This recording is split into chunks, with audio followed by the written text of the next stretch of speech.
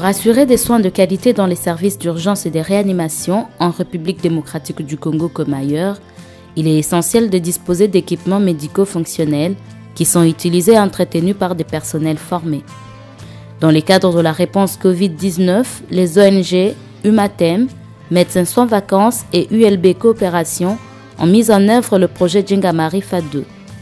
Il visait à renforcer l'équipement médical de 5 hôpitaux de référence du Nord et du Sud Kivu et améliorer leur capacité à les exploiter. 5 types d'activités ont été menées.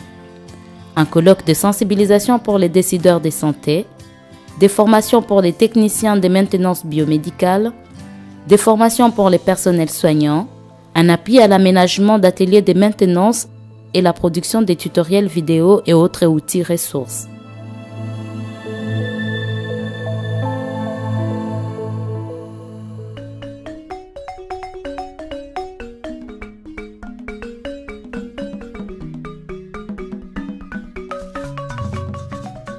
Dans le cadre du projet Djengamarifa 2, un colloque de 2 jours a été organisé pour sensibiliser les décideurs de santé du Nord Kivu sur la nécessité de renforcer la gestion des équipements médicaux ainsi que le rôle et les capacités des personnels de maintenance biomédicale, ceci dans le but d'améliorer la qualité des soins et de rationaliser les dépenses liées aux équipements médicaux. Alors, le colloque de ces 2 derniers jours portait sur la gestion et la maintenance des équipements médicaux et en particulier sur leur intérêt pour la qualité des soins et leur impact économique. Alors ça nous a amené à traiter effectivement, à revoir des notions en fait clés, telles que qu'est-ce que la maintenance, quels sont les métiers en charge de la gestion des technologies médicales, donc notamment les métiers biomédicaux, les métiers de techniciens et d'ingénieurs biomédicaux. On a aussi eu un nombre important d'échanges en fait, avec tous les participants de différents profils et les échanges ont été très riches puisqu'on a vraiment voulu que ce colloque soit basé sur des interactions et le partage d'expériences. On a aussi abordé la thématique de finalement l'outillage et ce dont doit disposer un technicien, un ingénieur biomédical dans son établissement pour faire du travail de bonne qualité. Et un passage très intéressant, je trouve, qui parlait finalement de l'importance de l'entretien utilisateur par les médecins, par les infirmiers, pour avoir un équipement de qualité pour longtemps. Je n'avais pas vraiment un maintenancier, je n'avais pas un ingénieur, je n'avais pas de techniciens biomédicaux. Je constate que ce sont des gens qui sont très importants. Et là, nous venons d'ailleurs d'apprendre que ce sont des professionnels de santé. Grâce à eux, nous allons faire même des économies par rapport à la gestion de nos équipements. Parce que comme je vous l'ai dit, une fois que nos équipements tombaient en panne, on les mettait de côté pour encore chercher assez de ressources financières pour s'acheter d'autres équipements. Il y a un point qui était oublié dans la gestion des institutions, c'est qu'on n'associait pas les techniciens biomédicaux dans le cycle de vie des appareils. Même pendant l'acquisition de matériel, on n'est pas consulté et à la fin des comptes, on amène de n'importe quoi. Sauf certaines institutions qui avaient déjà compris et qui prennent en compte ce que nous les prodiguons comme conseil. La première chose, c'est de voir là où il travaille. Parce qu'encore, il avait un espace de travail que nous avons même diminué pour faire autre chose. Mais maintenant, c'est lui donner d'abord son espace de travail. Et après, on va lui demander l'état des besoins par rapport à la fonctionnalité des équipements biomédicaux, mais surtout pour les concentrateurs d'oxygène. Nous avons à les consulter même avant l'acquisition maintenant des dispositifs médicaux, parce que c'est lui qui doit s'occuper de leur maintenance pour mieux prendre en charge les malades. Même si les hôpitaux sont très tributaires encore des dons qui proviennent des pays du Nord, de l'Europe en particulier, effectivement, dans les bonnes pratiques de dons, ce qui est important à retenir, c'est que le processus de don doit se faire de manière concertée entre le donateur potentiel et le bénéficiaire potentiel. Et à tout moment, le bénéficiaire potentiel peut aussi refuser le don. Ce qui est vrai, on n'acceptera plus le don qui ne nous sert à rien, des dons des équipements qui ne répondent pas aux besoins. Nous sommes en colloque avec les décideurs même des hôpitaux qui travaillent déjà avec nous. On voit que ils sont déjà informés à différentes choses qu'on leur dit souvent, mais qu'ils n'appliquent pas. Peut-être à sortir de ces colloques, parce que nous tous, nous sommes déjà informés à ce qui pourrait chaque fois se faire, peut-être on n'aura plus de problèmes de transmission. Parce qu'on leur transmettait, par exemple, la gestion, ça se gère de la sorte. Mais eux ne comprenaient pas parce qu'ils focalisaient les moyens seulement sur les médicaments et sur d'autres aspects. Nous parlons tous aux médicaments, nous parlons tous au personnel lorsque nous voulons mettre en place des stratégies, des outils en vue de l'amélioration des soins de santé de nos populations, malheureusement en oubliant les équipements biomédicaux, alors que c'est également des outils hyper importants qui aident les cliniciens dans la démarche diagnostique. Et c'est là qu'il fallait un jour au moins, évidemment, s'asseoir pour qu'on comprenne pourquoi nous l'avons oublié, alors que c'est un volet hyper important qui doit aider, en tout cas tous les acteurs du système de santé, à pouvoir améliorer l'administration des soins de santé. En fait, on s'aperçoit avec tous ces intervenants extérieurs qu'il y a énormément d'idées qui émergent aussi, des idées, donc, comme Cathy disait, de formation, d'une centrale d'approvisionnement, d'une mutualisation de ressources techniques, des associations d'ingénieurs et techniciens biomédicaux. Et finalement, ce colloque permet un peu de regrouper toutes ces personnes pour réfléchir ensemble. Et on espère que ce travail sera finalement, ces 2 jours seront plutôt le début de quelque chose, la première pierre à l'édifice d'une feuille de route qui pourrait être élaborée au niveau de la province du Nord-Kivu, avec vraiment une finalité de mettre en place des actions concrètes qui engageraient tous les acteurs, les médecins directeurs, les médecins chefs de zone, les techniciens, les professeurs d'université. Et effectivement, la centrale d'approvisionnement qui peut jouer un rôle très important à SRAMES peut jouer un rôle vraiment capital dans l'amélioration de la gestion des équipements, et ça, nous en sommes vraiment persuadés.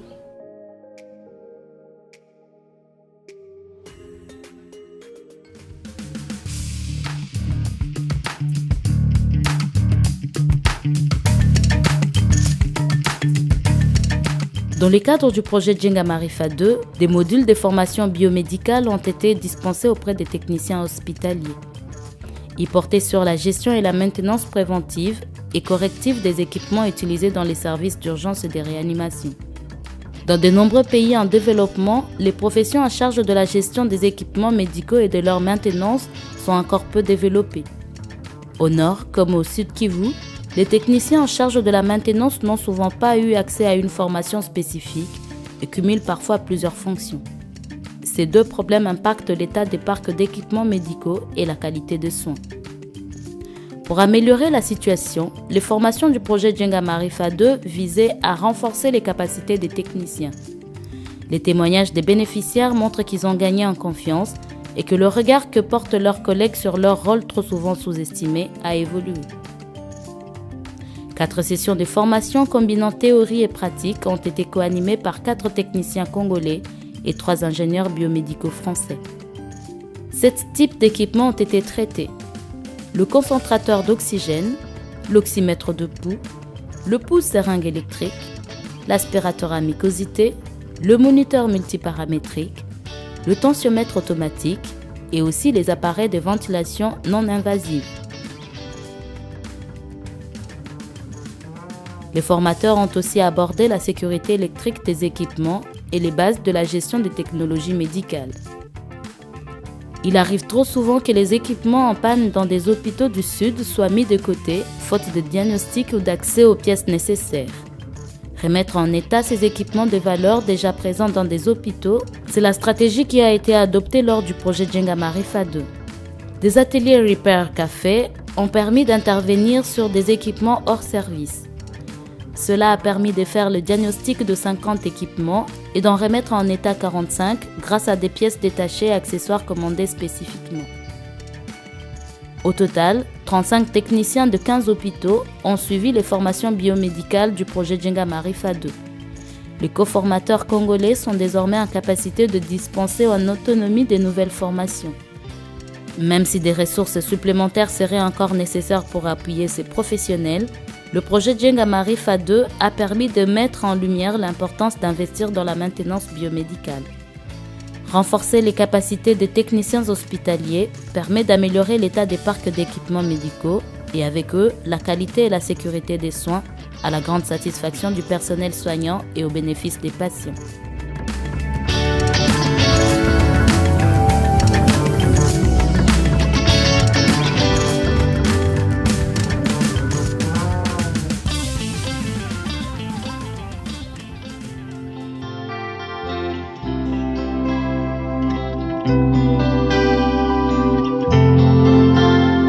Dans le cadre du projet Djengamarifa 2, des formations ont été réalisées auprès des personnels soignants sur les bonnes pratiques d'utilisation et d'entretien des équipements d'urgence et de réanimation.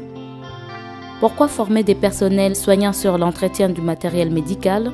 Parce qu'une majorité des pannes survenant sur les équipements sont dues à une mauvaise utilisation ou un manque d'entretien par les utilisateurs. La nouveauté apportée par le projet Djengamarifa 2 a été de former les soignants précisément sur ces aspects d'entretien courant et des bonnes pratiques d'utilisation. Deux binômes d'anesthésistes réanimateurs franco-congolais et belgo-congolais ont animé 4 sessions de formation combinant théorie, pratique et visite des services hospitaliers.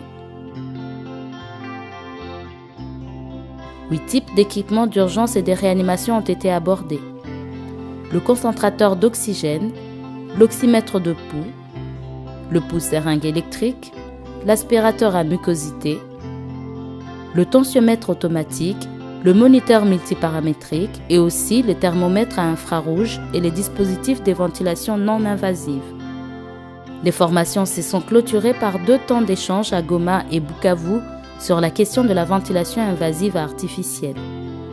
Ces ateliers ont permis aux acteurs de santé de 2 provinces d'échanger sur les prérequis nécessaires pour mettre en place cette technique de réanimation particulièrement complexe. Il faut en effet maîtriser l'utilisation des ventilateurs et les gestes d'intubation, mais aussi mettre en place la nutrition artificielle et assurer une surveillance continue du patient. Au total, 27 médecins et 30 infirmiers issus des 13 hôpitaux ont pris part aux formations. Grâce au support pédagogique développé dans le cadre du projet, ils sont désormais en capacité de transmettre à leurs collègues les bonnes pratiques d'utilisation et d'entretien des équipements et contribuer ainsi à la qualité et à la sécurité des soins.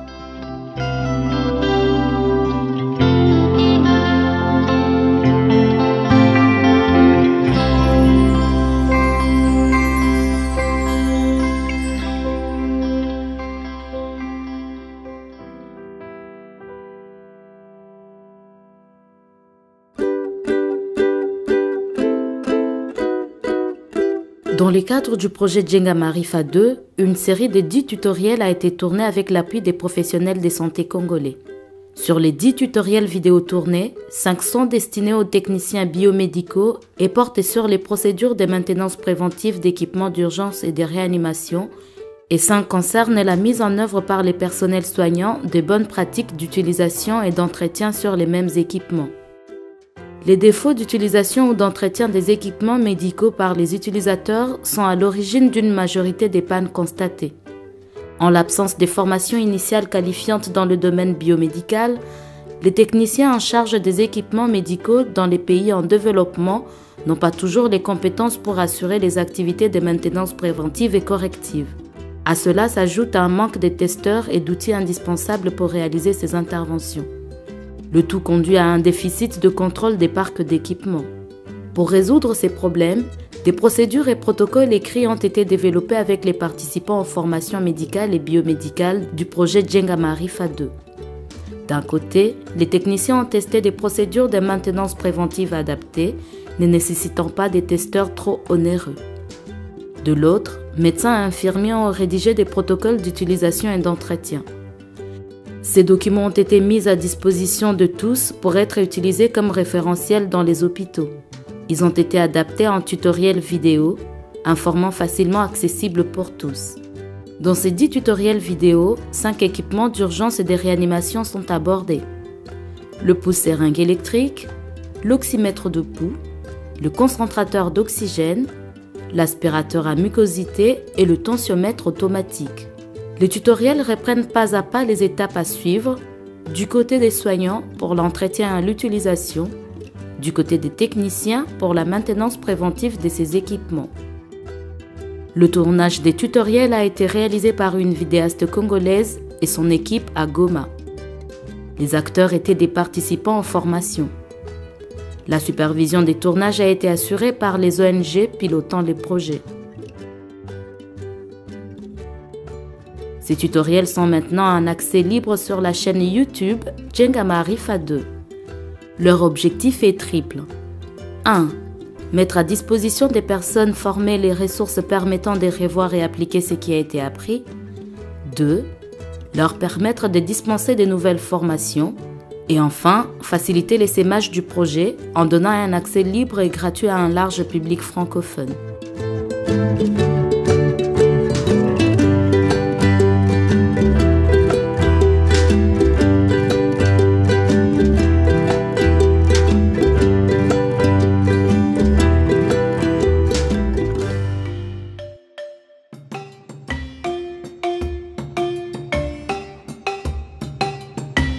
Dans le cadre du projet Djengamarifa 2, 3 hôpitaux ont bénéficié d'un appui à l'aménagement et l'organisation de leurs ateliers de maintenance biomédicale.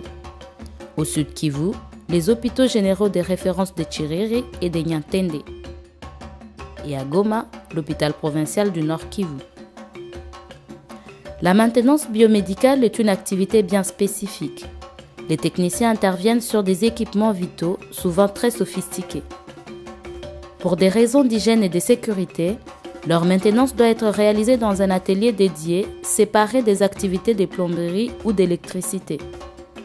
Le diagnostic mené en début du projet avait mis en évidence le besoin de renforcer des ateliers biomédicaux. En l'état, il ne permettait pas aux techniciens, même formés, de mener à bien leur mission. L'appui aux ateliers des hôpitaux de Tchiriri et Nyantende a consisté à obtenir des locaux et les rénover, faire construire des étagères, des armoires et des établis, doter les ateliers des bacs de rangement, des caisses à outils et des testeurs, constituer un stock de pièces détachées et accessoires, et enfin, accompagner les techniciens à la mise en œuvre d'outils de gestion biomédicale. À l'hôpital provincial de Goma, l'appui à l'atelier a consisté à acheter un testeur de ventilateurs, puis à former les techniciens à son utilisation. Cet hôpital a également obtenu des bacs de rangement, des pièces détachées et de l'outillage.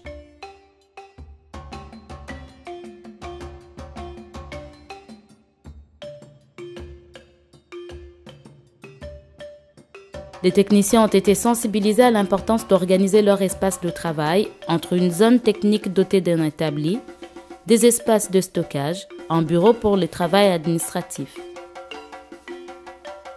Les ateliers soutenus par le projet Djengamarifa 2 vont permettre de réaliser la maintenance des équipements dans des meilleures conditions. Ces ateliers donnent une plus grande visibilité à l'activité biomédicale. Ils contribuent ainsi à la reconnaissance du rôle essentiel des professionnels biomédicaux dans la qualité et la sécurité des soins, à condition que les services biomédicaux continuent à disposer d'attention et des moyens.